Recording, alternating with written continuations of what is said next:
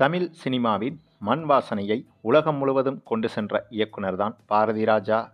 இப்போது பாரதிராஜாவின் மறைவு செய்தி ரசிகர்களையும் திரை உலகினரையும் அதிர்ச்சியில் ஆழ்த்தியுள்ளது. கிராமத்து வாழ்க்கை, காதல், மனித உறவுகள், சமூக உண்மைகள் என பல பரிணாமங்களை திரையில் உயிர்ப்பித்த அந்த மாபெரும் படைப்பாளி இன்று நம்மிடையே இல்லாவிட்டாலும் அவர் விட்டு சென்ற படைப்புகள் என்றும் பேசிக்கொண்டே இருக்கும். இந்த நிலையில் பாரதிராஜா தனது கடைசி காலங்களில் அளித்த பேட்டிகளும் மேடை பேச்சுகளும் சமூக வலைதளங்களில் மீண்டும் வைரலாகி வருகிறது. குறிப்பாக இன்னும் நிறைய கதைகள் சொல்ல வேண்டும் என்று பாரதிராஜா கூறியிருந்த வார்த்தைகள் ரசிகர்களை நிகழ்ச்சியில் ஆழ்த்தியுள்ளன. 80 வயதை கடந்த பிறகும் சினிமா மீது இருந்த காதலை பாரதிராஜா ஒருபோதும் இழக்கவில்லை. பல பேட்டிகளில் இவர் என்னால் முடிந்தவரை சினிமாவோடவே இருக்கணும் என்று கூறியிருக்கிறார். இவருடைய மகன் இறப்பிற்கு பிறகு இவர் எந்த நிகழ்ச்சிகளிலும் பேசவில்லை என்றாலும் அதற்கு முன்பு நடந்த ஒரு நிகழ்ச்சியில் கூட இன்னும் ஒரு நல்ல கதையை படமாக எடுக்கணும், நான் பார்த்த வாழ்க்கையை இன்னொரு முறை மக்களிடம் கொண்டு போகணும் என்று பாரதிராஜா அடிக்கடி கூறி வந்தார். அந்த ஆசைதான் இன்று இவரது கடைசி ஆசையாக ரசிகர்கள் மத்தியில் பேசப்பட்டு வருகிறது. பாரதிராஜா எப்போதும் சினிமாவை ஒரு தொழிலாக மட்டுமல்ல, ஒரு பொறுப்பாகவே பார்த்தவர். இவர் எடுத்த படங்கள் மட்டும் போதாது என்றும் இன்னும் சொல்லப்படாத 1000 கதைகள் கிராமங்களில் இருக்கிறது என்றும் பல முறை இவரே கூறியிருக்கிறார். இவரது சமீபத்திய பேட்டிகளில் ஒன்றில் இன்றைய இளைஞர்கள் கிராமத்தை மறந்துவிடக்கூடாது என்றும் நம்முடைய வேர் அங்கேதான் இருக்கிறது, அந்த மண்ணின் கதைகளை சொல்ல யாராவது தொடர்ந்து படம் எடுக்க வேண்டும் என்று உருக்கமாக பேசியிருந்தார் பாரதிராஜா. சினிமாவின் தற்போதைய நிலை குறித்தும் இவர் கவலை தெரிவித்திருந்தார். தொழில்நுட்பம் வளர்ந்தாலும் மனித உணர்வுகள் குறையக்கூடாது என்றும் கதைகளில் உண்மை இருக்க வேண்டும் என்றும் இவர் கூறியிருக்கிறார்.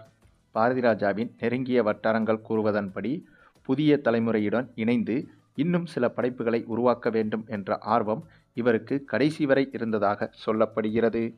ஓய்வு என்ற வார்த்தையை இவர் ஒருபோதும் விரும்பியதில்லை. சினிமா பற்றி பேசும்போதெல்லாம் ஒரு புதிய இயக்குனரைப் போலவே உற்சாகத்துடன் காணப்பட்டார்.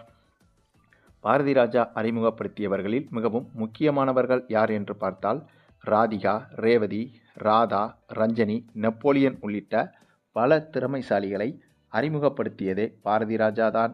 கடைசி வரை புதிய முகங்களை தேடும் பணியிலேயே இவர் இருந்தார். புதிய திறமைகள்தான் சினிமாவை உயிரோடு வைத்திருக்கும் என்பது இவரது நம்பிக்கை. இன்று இவரது மறைவு செய்தி வெளியான நிலையில் ரசிகர்கள் சமூக வலைதளங்களில் இவரது பழைய பேட்டிகளை பகிர்ந்து வருகின்றனர். இவர் கடைசியாக பேசிய ஒவ்வொரு வார்த்தையும் இன்று ஒரு நினைவாக மாறிவிட்டது என்று பலரும் உருக்கமாக பதிவிட்டு வருகின்றனர். ஒரு காலத்தில் கிராமத்தை திரைக்கு கொண்டு வந்த மனிதர் இன்று நினைவுகளாக மாறிவிட்டார்.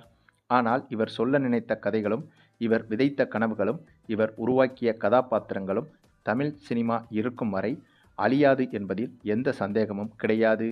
குறிப்பாக ரஜினிகாந்த், கமலஹாசன், ஸ்ரீதேவி உள்ளிட்ட பலரின் வாழ்க்கையிலும் திருப்புமுனையை ஏற்படுத்தியதே இவர்தான். 16 வயது நிலை படம் மூலமாக இந்த மூவரின் வாழ்க்கையை பொது வாழ்க்கைக்கு பிரபலமாக அறிமுகப்படுத்தியதே இவர்தான்.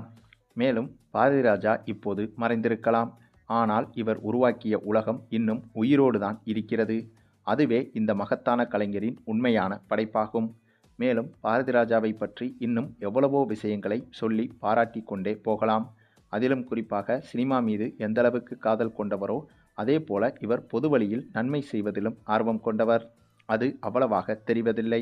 அதற்கு ஒரு உதாரணம், இவர் இறப்பதற்கு முன்பே இவருடைய சொத்துக்களில் குறிப்பிட்ட ஒரு பகுதியை ஆதரவற்றவர்களுக்கு எழுதி வைத்திருக்கிறார் என்ற செய்திகளும் வெளியாகியிருக்கிறது.